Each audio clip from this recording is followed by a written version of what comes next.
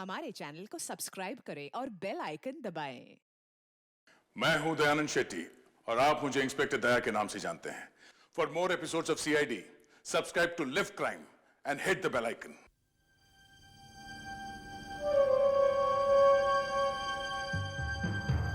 अभिजीत, अब से तुम ऑफिशियली मेरे यूनिट का हिस्सा बन गए हो। Thank you sir. कॉन्ग्रेचुलेशंस। वैसे आप एक बार सोच लीजिए, मुझे वापस रख के आप गलती तो नहीं कर रहे हैं? नहीं, ये पानी में तैरने की तरह है। तैरने की तरह? एक बार आदमी जब पानी में तैरना सीखता है तो वो कभी नहीं भूलता।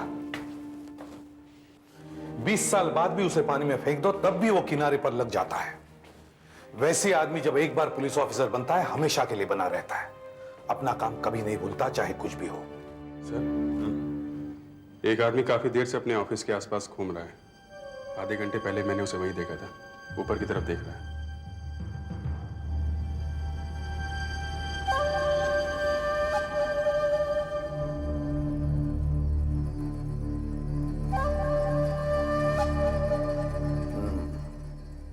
जरूर कुछ गड़बड़ है, आदमी सीधा नहीं लगता। मैं उसे पीछे से पकड़ के लाता हूं। ठीक है।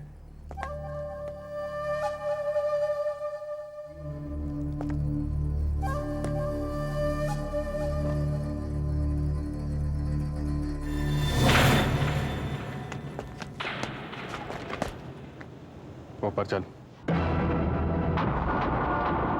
अब ठीक से बताओ, क्या बात है? साहब, मेरा नाम बाबूलाल है साहब। 1996 तक मैं नासिक में था, जेल में। साहब, मेरे ऊपर डकैती और कत्ल करने की कोशिश का केस चल रहा था साहब। जेल से निकलने के बाद सुधरा कि नहीं? सुधर गया साहब, सुधर गया साहब। साहब, लेकिन नौकरी मिलना बहुत मुश्किल था साहब, बहुत मुश्किल। जिसको भी पता चलता कि मैं जेल से निकल कर आया हूं तो कोई नौकरी नहीं देता था साहब। फिर एक दिन मेरे एक दोस्त ने मुझे लेथ मशीन पर लगाया, परिमल फैक्ट्री में। तुमने उन्हें बताया नहीं कि तुम जेल से छूट कर आए हो? बता देता तो नौकरी नहीं चली जाती साहब। मैंने उनसे झूठ बोला साहब। मैंने उनको बताया कि मैं मैंगलोर की एक फैक्ट्री में काम कर रहा था। मालिक बहुत भले आदमी हैं साहब, उन्होंने मुझ पर विश्वास किया और मैं बच गया। पिछले 2.5 साल से वहीं पर टिका रहा। सब कुछ ठीक चल रहा था साहब, सब कुछ ठीक चल रहा था साहब। मेरी तो तरक्की होने वाली थी, मैं फ्लोर मैनेजर बनने वाला था साहब। अभी 10 दिन पहले साहब ने मुझे बुलाया, मुझे लगा कि कोई खुशखबरी सुनाई पड़ने वाली। कम इन। और मैं वहां पहुंचा तो आपने मुझे बुलाया साहब। बाबूलाल, ये क्या है? किसी ने मुझे पोस्ट से भेजा ये।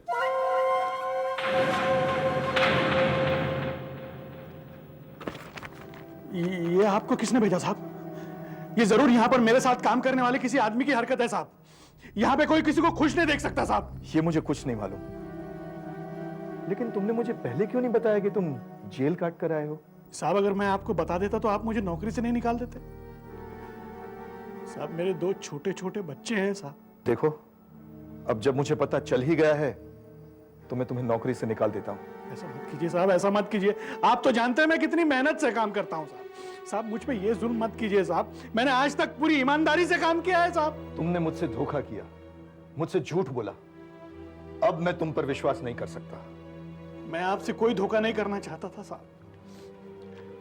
साहब, मेरे बाल बच्चों का क्या होगा साहब? कम से कम उन पे तो रहम कीजिए आप। तुम जा सकते हो। मैं आपके हाथ जोड़ता हूं साहब। मैंने कहा ना, तुम जा सकते हो।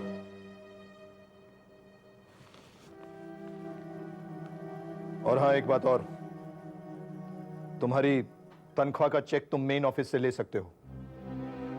और जब कहीं नई नौकरी करने जाओ ना, तो मेरा नाम लेने की जरूरत नहीं है, क्योंकि मैं तुम्हारी सिफारिश हरगिज नहीं करूंगा।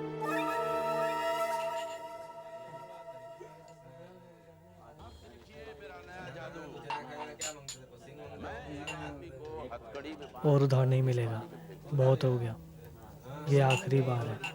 अगर सेठ को पता लगेगा ना तो मुझको नौकरी से जरूर निकाल देगा। मंगेश, मंगेश, यार क्या करूं, कुछ समझ में नहीं आ रहा है यार, कुछ समझ में नहीं आ रहा है। नौकरी मिलने का कोई चांस नजर नहीं आ रहा है।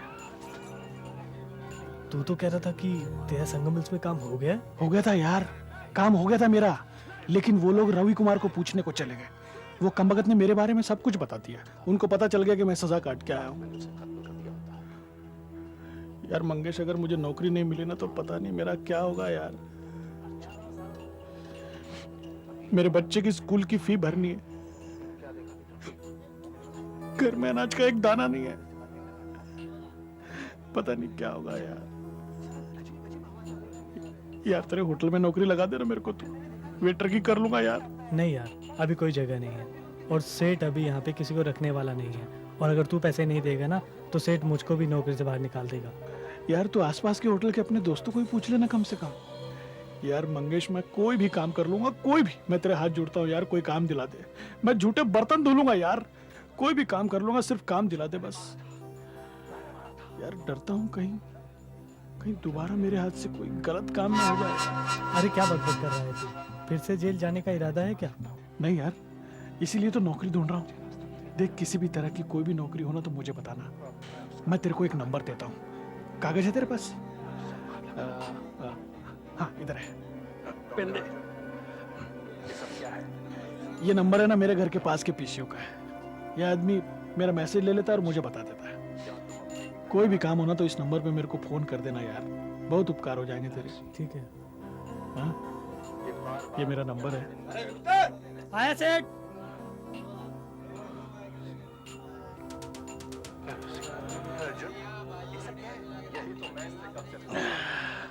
लेकिन ये है कि बताते ही नहीं।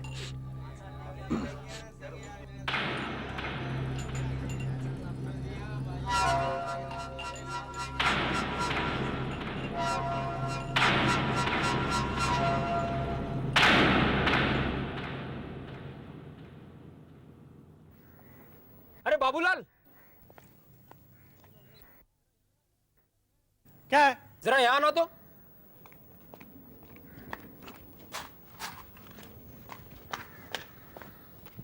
क्या हुआ? तुम्हारे लिए किसी का फोन था, नौकरी के लिए। नौकरी के लिए? किसका था?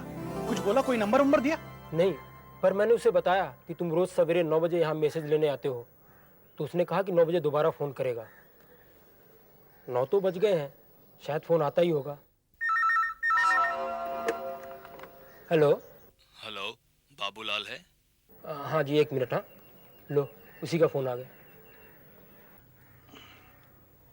हाँ जी, बाबूलाल बोल रहा हूँ। बाबूलाल, मेरे पास तुम्हारे लिए काम है, करोगे? हाँ हाँ, क्यों नहीं करूँगा साहब, जरूर करूँगा। लेकिन काम क्या है? मेरे पास 2 साल का लेथ मशीन पे काम करने का एक्सपीरियंस है साहब। और भी तो एक काम का एक्सपीरियंस है तुम्हारे पास। मेरे कहने का मतलब समझ गए ना तुम? जी हाँ साहब, लेकिन इस तरह के काम करना मैंने छोड़ दिया है। बकवास बंद करो और मेरी बात ध्यान से सुनो। मुझे पता है तुम्हें काम की कितनी जरूरत है। मैंने बार में किसी से बात करते हुए सुना था तुम्हें। मैं तुम्हें 50,000 देने के लिए तैयार हूं, सिर्फ 10 मिनट के 50,000। सोच लो। और हाँ, इस बात का जिक्र किसी से मत करना। मैं कल 10 बजे तुम्हें इसी नंबर पर फोन करूंगा। अपना जवाब तैयार रखना।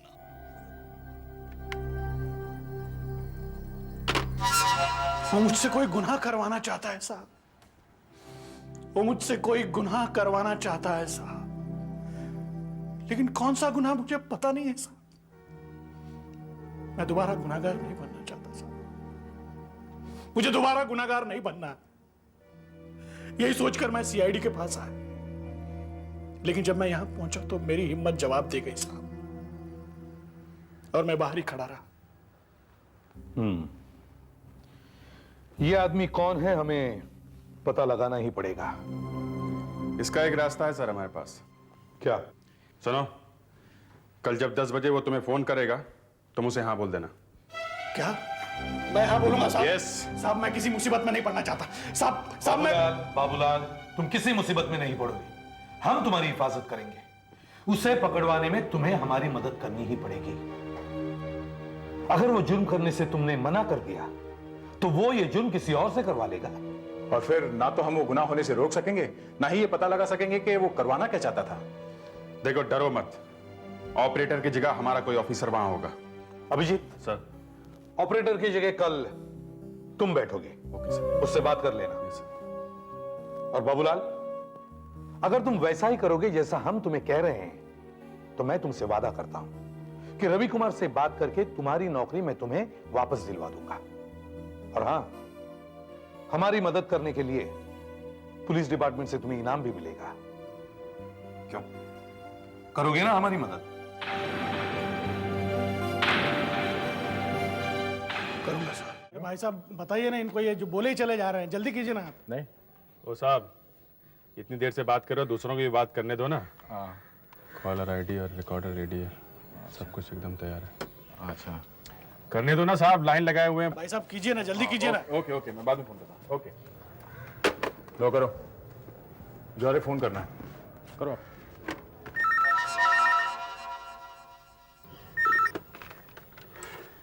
हाँ, हेलो। हाँ साहब, 1 मिनट, लगता है उसी का फोन है।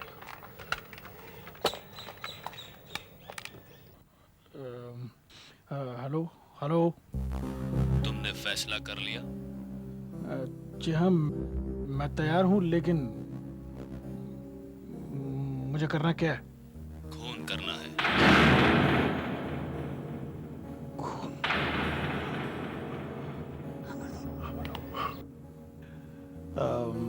हाँ ठीक ठीक है, मैं तैयार हूँ, लेकिन देखिए 50,000 से काम नहीं चलेगा, मुझे ज्यादा पैसा चाहिए।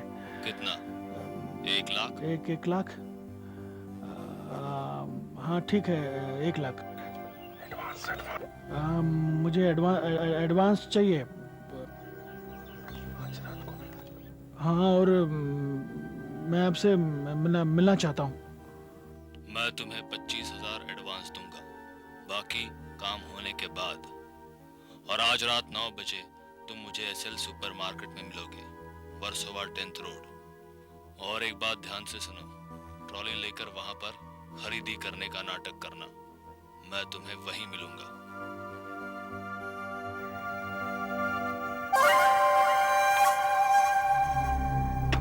तुम मुझे एसएल सुपरमार्केट में मिलोगे, वर्सोवा 10th रोड। और एक बात ध्यान से सुनो, ट्रॉली लेकर वहां पर खरीदी करने का नाटक करना। मैं तुम्हें वहीं मिलूंगा। सर, कॉल 9833211214 से आया था सर। कार तो काउंटर से खरीदा गया था। खरीदने वाले का नाम पी आकाश है। एड्रेस है सर, पर नकली है वो, और नाम भी गलत ही होगा। सर, टेप से कुछ पता नहीं चल रहा है, पीछे किसी तरह की आवाज नहीं है, कुछ भी नहीं।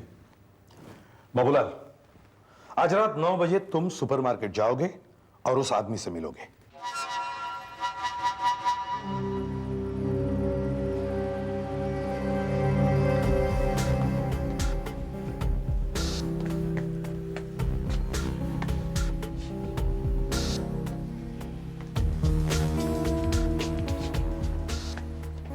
Hello hello.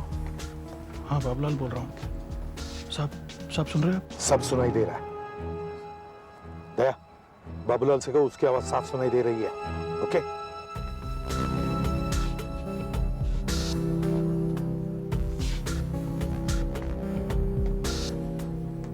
हेलो। हाँ, बाबूलाल बोल रहा हूँ। बाबूलाल, घबराओ मत, सबको साफ साफ सुनाई दे रहा है।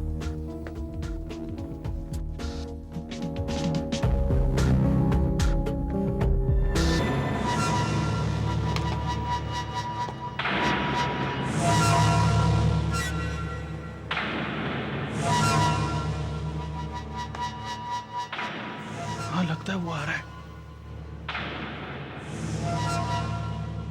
भाई साहब, हाँ, आप बताएंगे कोल्ड स्टोरेज कहाँ पर है? कोल्ड स्टोरेज आप यहाँ से सीधे जाएंगे 20 फुट की दूरी पर दाहिने तरफ। ठीक है।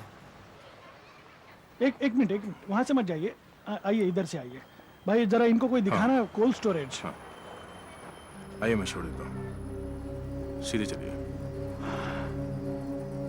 सर, अभी तक तो उसके पास कोई आया नहीं। सिर्फ एक अंधा आदमी आया था।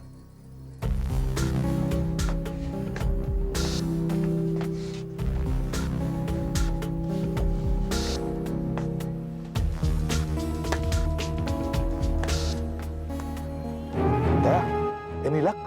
वो अंदर आया क्या? काफी लोग उसके पास से गुजरे पर किसी ने भी उससे बात नहीं की अभी तक।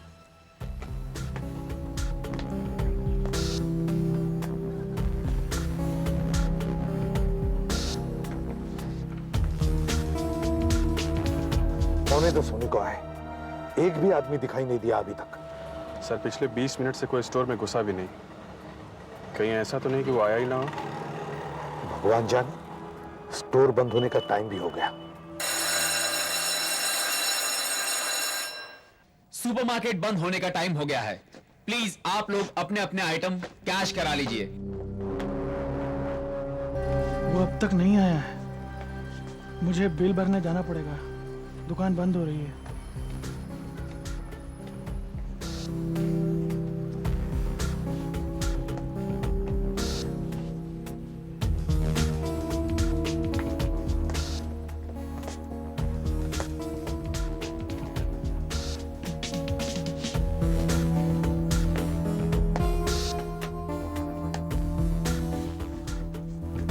ये लीजिए।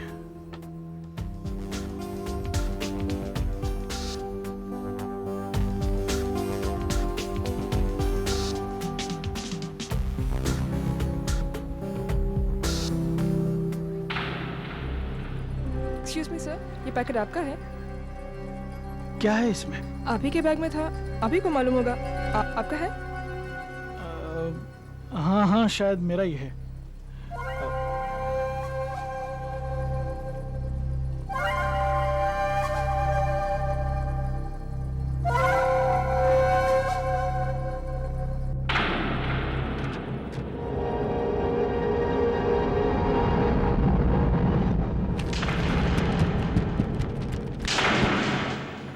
साहब 25,000 रुपये और लाल चौक की बाला डिस्ट्रिक्ट में 12 बजे मिलने को बोला है। कमाल है, दया है और किसी ने ये नोट रखते देखा ही नहीं। ये कैसे हो सकता है?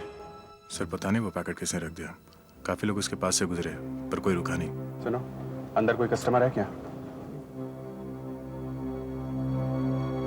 नहीं सर, सेल्स स्टाफ के अलावा यहाँ कोई नहीं है। अभिजीत, तुम यही रुको, मैं अंदर होके आता हूँ। Okay sir.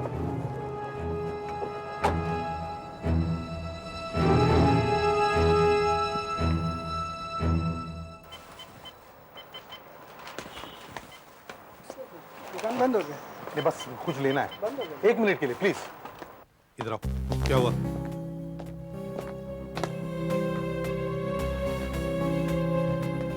बाबूलाल क्या हुआ? उसने 25,000 रुपये छोड़े हैं और मैसेज दिया है लाल चौक की बाला डिस्ट्रिक्ट में बुलाया 12 बजे।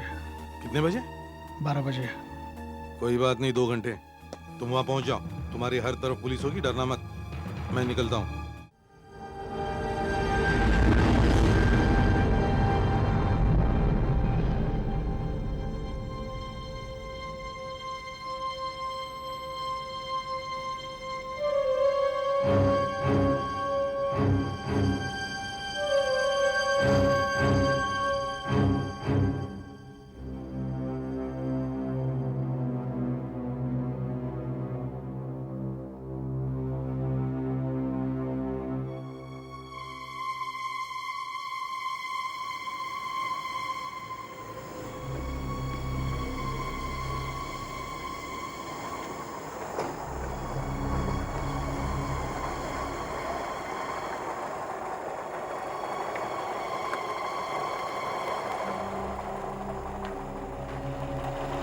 कितना हुआ?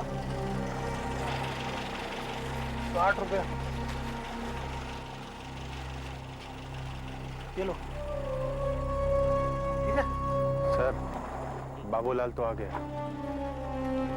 हाँ मैं देख रहा हूँ, वो भी अभी आता ही होगा।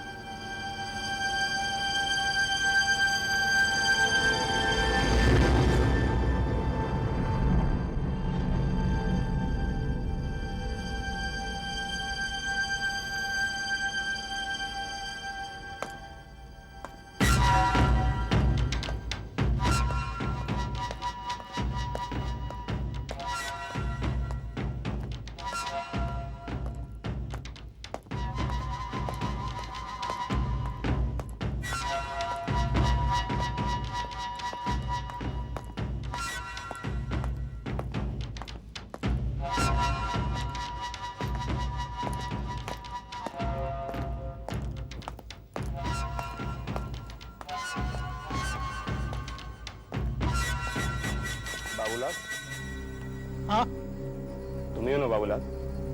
हाँ मैं ही हूँ बाबूलाल। तुम्हारे लिए एक पैकेट।